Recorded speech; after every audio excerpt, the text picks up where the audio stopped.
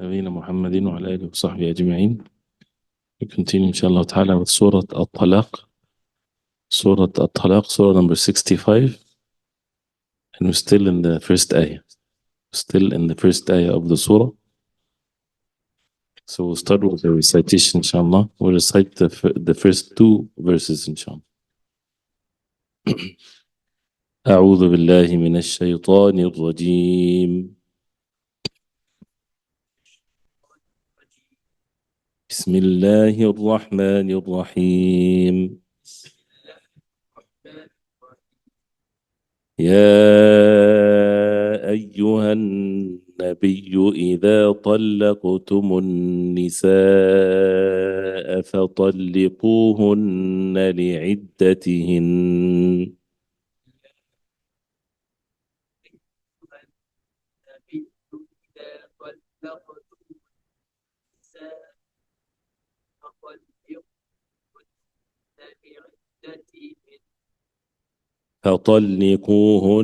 لعدتهن وأحصوا العدة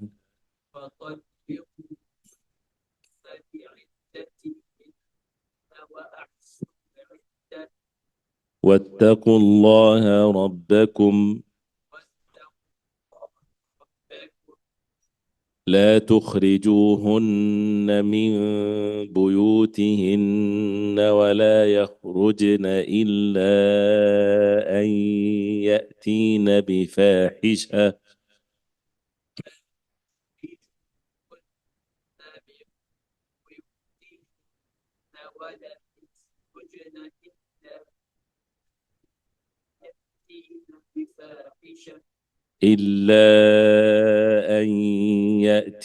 بفاحشة مبينة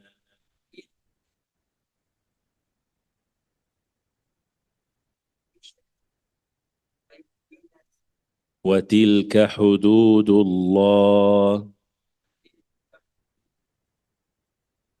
ومن يتعد حدود الله فقد ظلم نفسه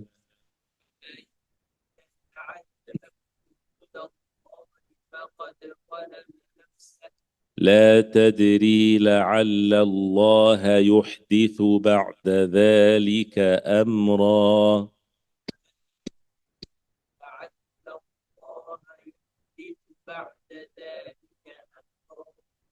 فإذا بلغن أجلهن فأمسكوهن بمعروف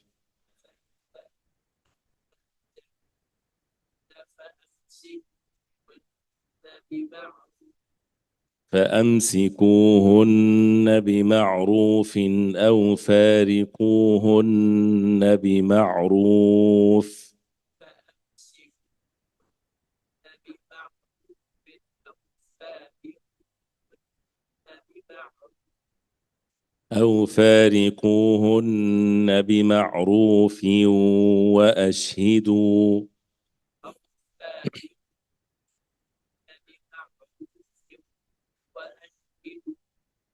وأشهدوا ذوي عدل منكم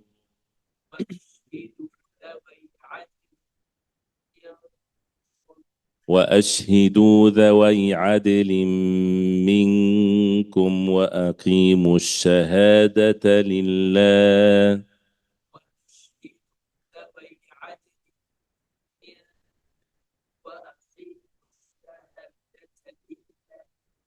ذلكم يوعظ به من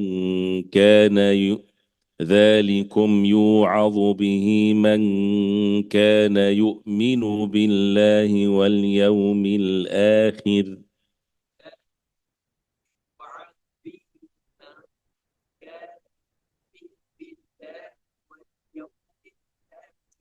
ومن يتق الله يجعل له مخرجا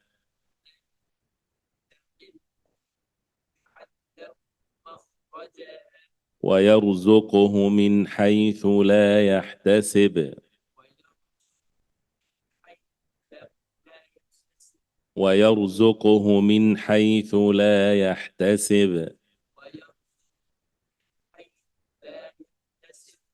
ومن يتوكل على الله فهو حسبه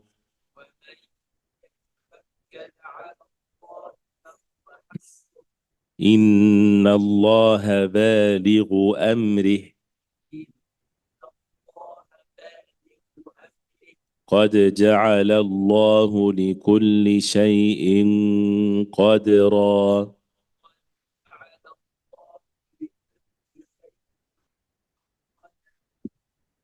ساكن آية. فإذا بلغنا the rain is heavy أجلهن, as we said there's lots of noon with shadda, so to give it its غنة أجلهن, if you stop and then you continue أجلهن فأمسكوهن نون الشدة بمعروف أو إظهار here تنوين after it همزة أو فارقوهن بمعروف.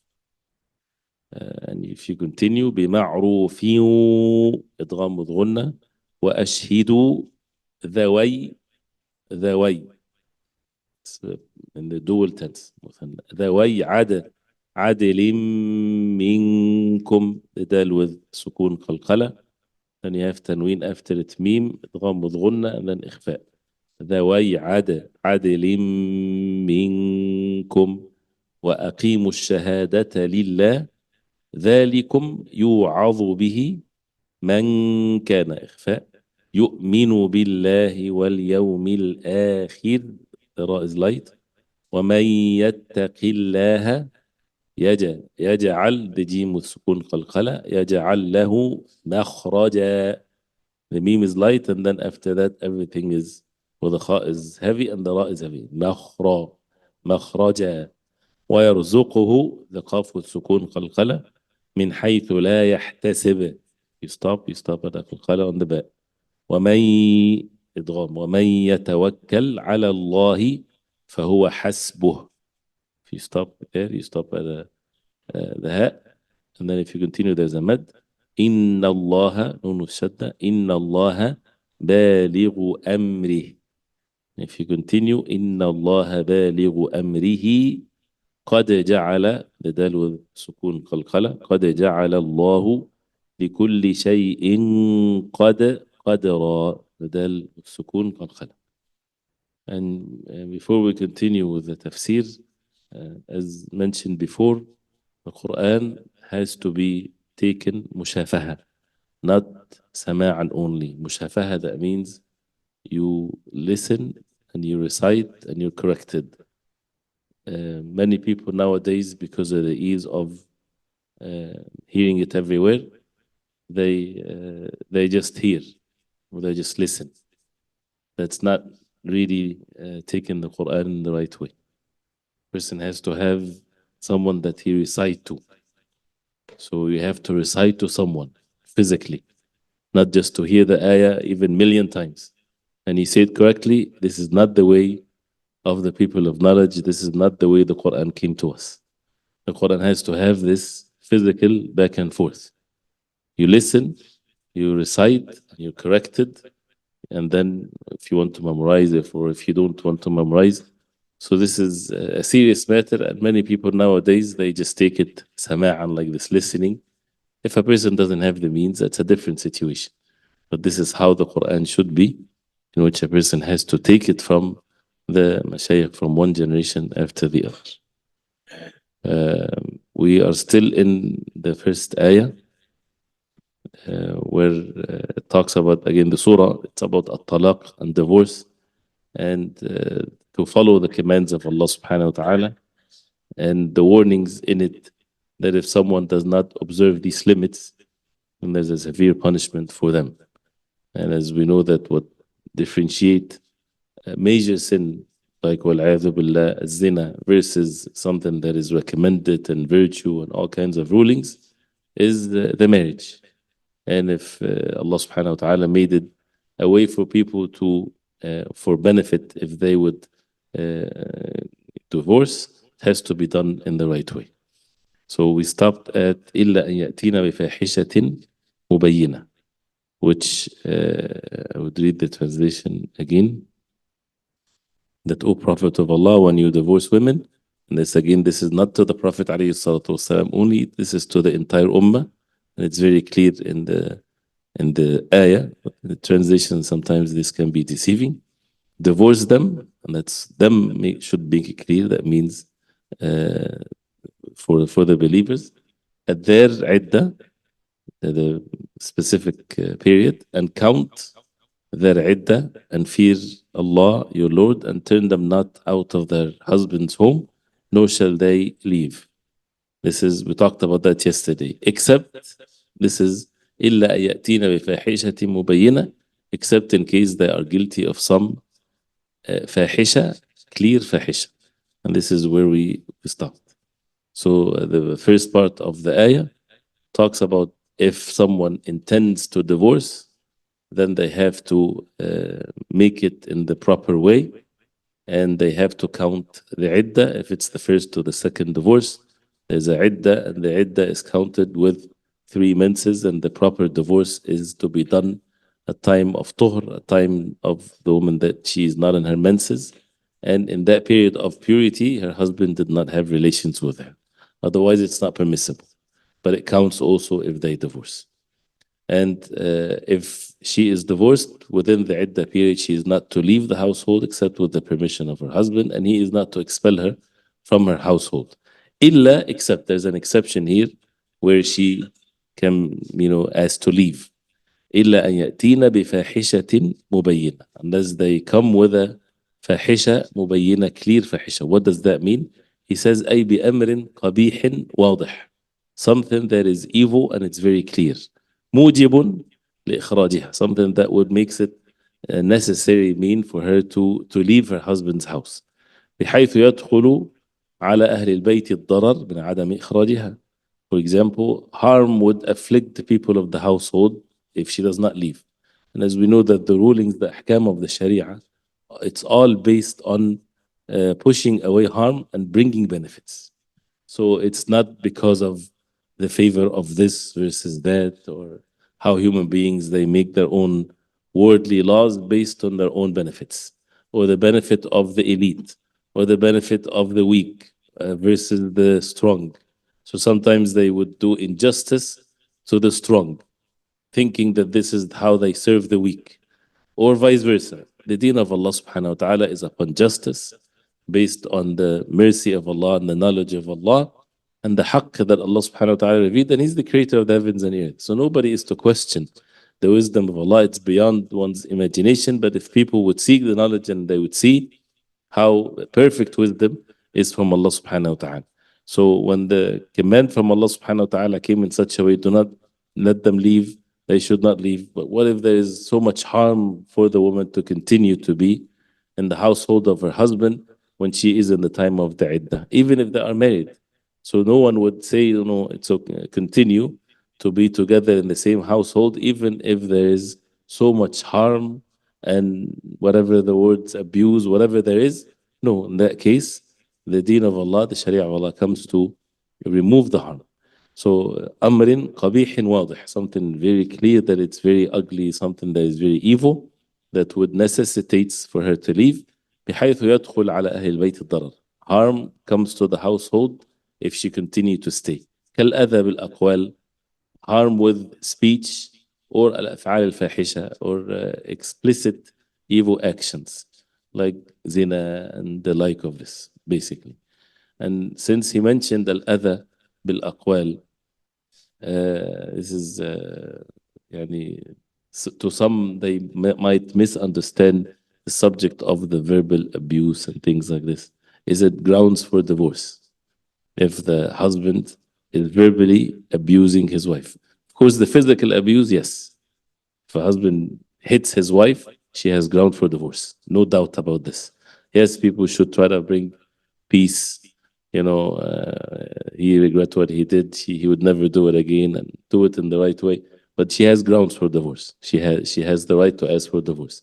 And the same thing, but again, when it talks, before I say it, when we talk about divorce and learning the rulings of it, is not to be applied.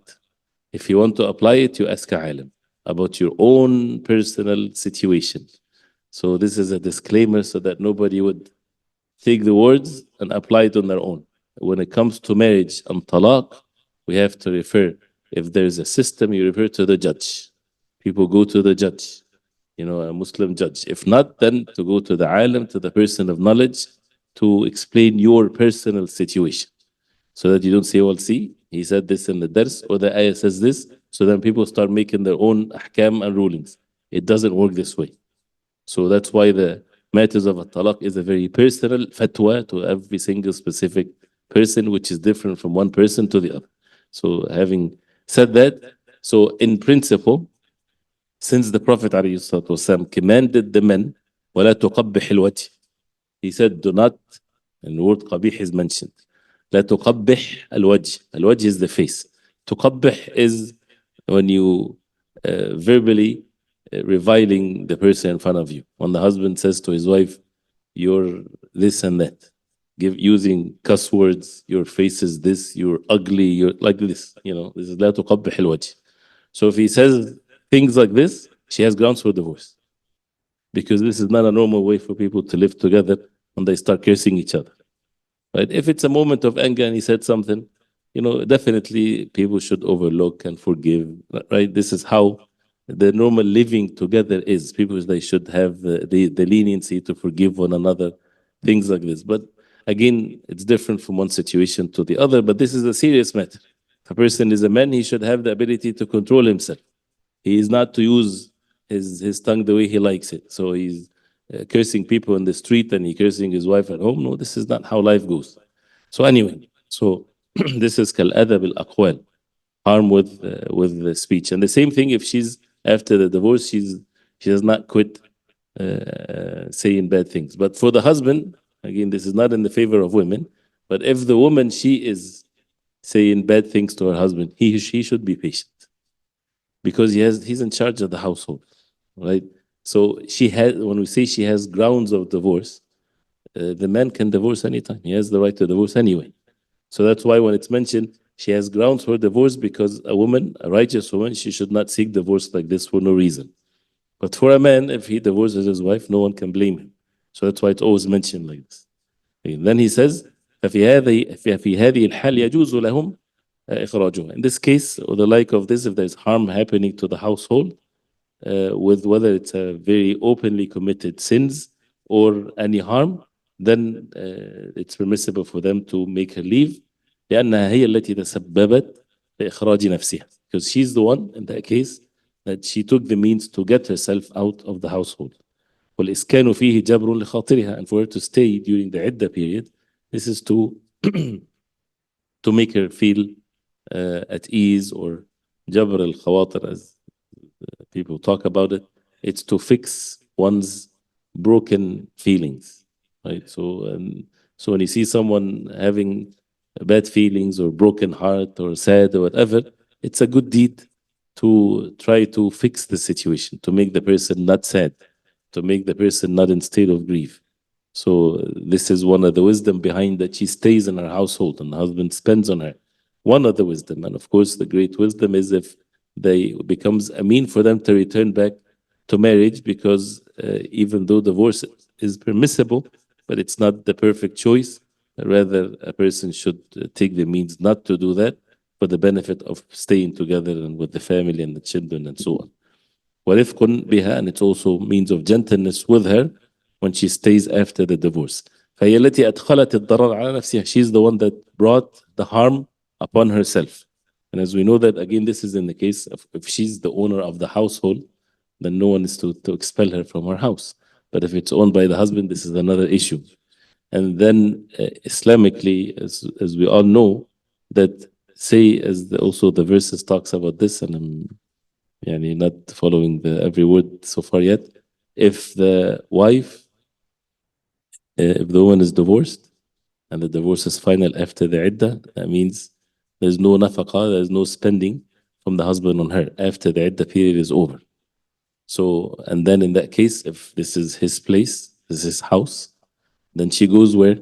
To her family, right? And who's responsible for her spending upon her? Her family. If she has parents, her father. If not, it's her brothers. And this it's a duty. And people sometimes they neglect this. right? And she is to be treated with honor and dignity. If she doesn't, then it's the state, right? It's the community, it's whatever.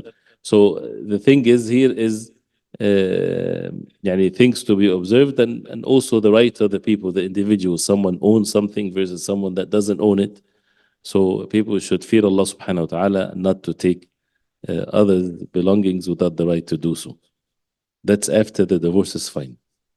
And if there's children, then it's mandatory upon the father to spend on his children, of course, and in that case, the mother, if she's the one that is حاضنة or fostering the children.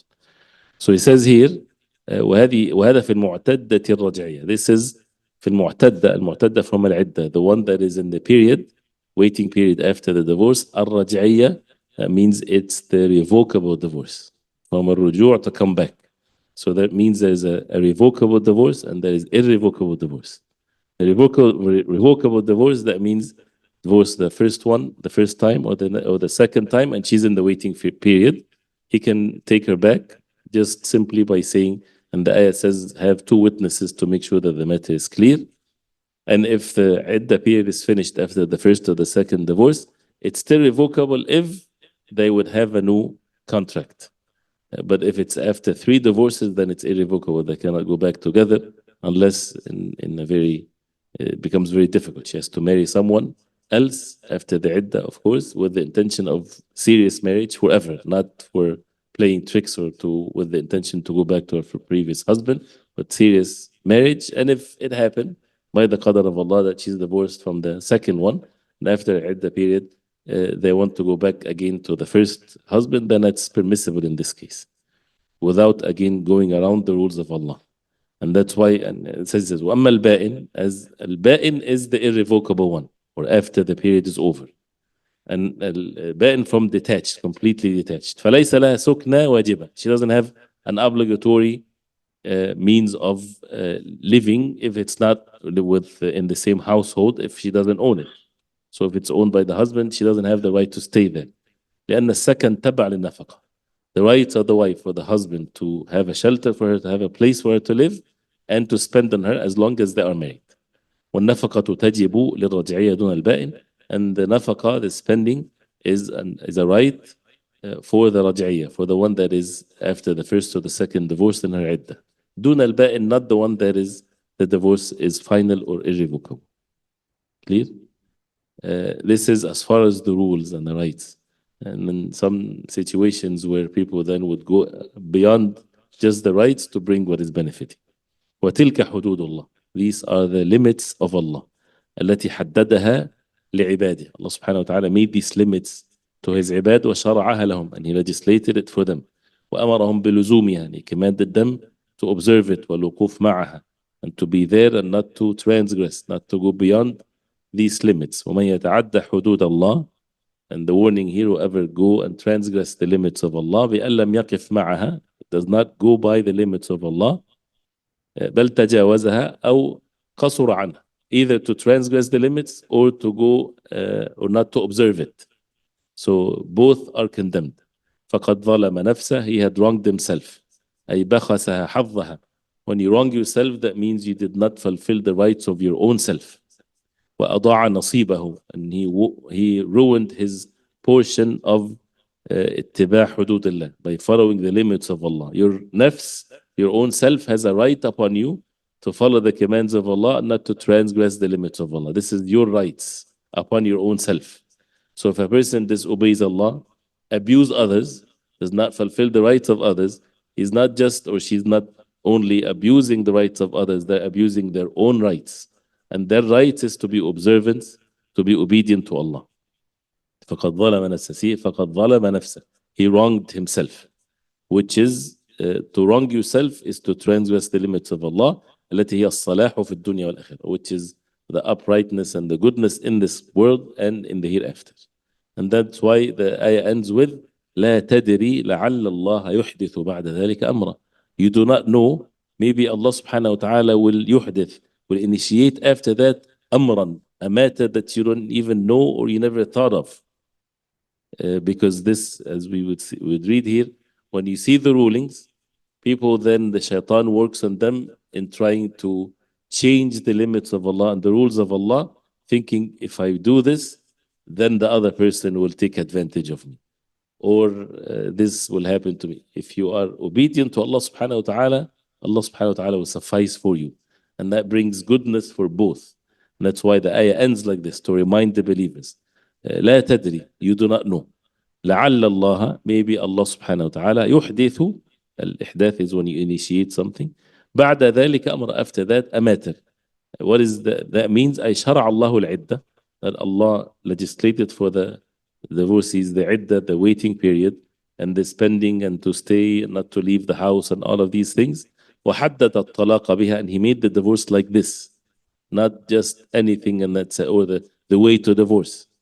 You know, people divorce in a wrong way, or they divorce and they don't observe the rules of the iddah and things like this. لحكم عظيمة, for great wisdoms.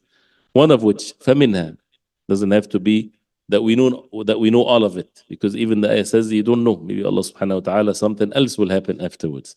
But from these wisdoms, أنه لعل الله يحدث في قلب المطلق الرحمة والمودة.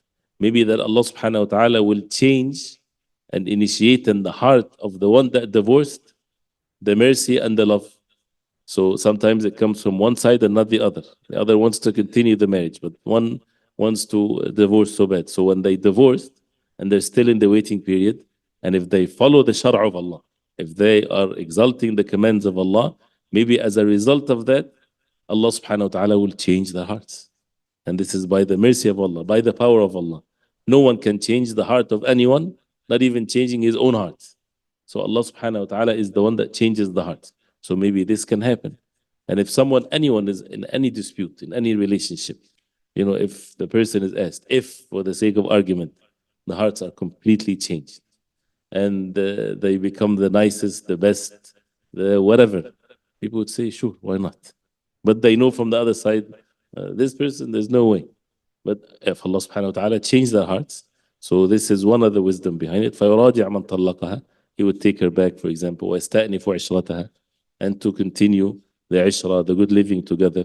فَيَتَمَكَّنُ مِنْ ذَلِكَ مُدَّةَ الْعِدَّةِ, so that's why he has this within that waiting period. And sometimes, and actually many times, most of the cases of divorce, it's a moment of anger, and then the next day or the next hour, after 1 hour, they call someone, what do I do? I divorced my wife and I regret it, what I did, I was crazy. Does it count as a divorce? You divorced her. So why? Because the heart changes. And that's why, imagine back then, it's the waiting period for 3 months, right? So 1 month after the other. So that's sufficient to remove all the arrogance and all types of things, and they see each other in the household, so, things like this. So فيراجع من طلقها والثاني في عشرتها فتمكن من ذلك مدة العدة. أو, or maybe لعله يطلقها لسبب منها, or maybe that he would divorce her because of a reason from her, فيزول ذلك السبب في مدة العدة, and that reason is removed at the time of عدة. Many times also, if you hear the crazy situations of things like that, many people that divorce because the wife, she is in her menses, you know how the hormonal changes, you know, like a brother, one time he asked me, his wife is always asking for divorce or asking for divorce. And then he was saying that it's not all the time. He said, so I asked him, is it once a month? He says, yes. He says, okay, be patient with these days. And then after that, she doesn't ask for divorce anymore. For that specific case, you mean. So a man has to overlook sometimes things of that nature. So, so he says here, so that we don't take enough time. The last, فيراجعها لانتفاء سبب الطلاق. So you take her back because the reason for talaq is not there anymore. ومن الحكم, one last wisdom, أنها مدة التربص يعلم براءة رحمها من زوجها. So it's a waiting period, so that also that it will be known that she's not pregnant, you know, as a, you know, before the divorce. So all of these are means of wisdom, because of once they have relations in the waiting period, then the divorce counts and they're back together. And this is after the first or the second one. So also this is to al-istibra' al-rahim as the waiting period, so that if she wants to remarry, she cannot remarry or marry someone after the divorce immediately. She has to wait for the waiting period. And the same thing if her husband dies, which is a longer iddah for her, as it's mentioned in Surah Al-Baqarah. We'll stop here, inshallah. This is the end of the tafsir of that first ayah. There's a question here. In case of revocable talaq, can the witness be adult children if one wants to take back the spouse? Also, can the parents be witness for the children? Well, if it's children, they cannot be adult. So I guess maybe adult offspring, or I guess maybe children, yes. Children in the sense that they are once children. Yes, if they're adult, any two witnesses that you would choose to say to them that he divorced his wife and he's taken her back. But even if there's no witness, as we said, if something happened, if they had relations together, they're back together. But to say that to someone, so that people would, the matter is remembered that this is a divorce and one counts. And many times they forget, whether the husband forget or the wife they forget. So that's why the witnessing is important in this case. طيب, there's a question: should men not give divorce in nifas too? No, the nifas is different. If she gives birth, then there's no forbiddance in this. Allah. صلى الله وسلم وبارك على محمد وصحبه وسلم. سبحانك اللهم ربنا وبحمدك، اشهد ان لا اله الا انت استغفرك واتوب اليك.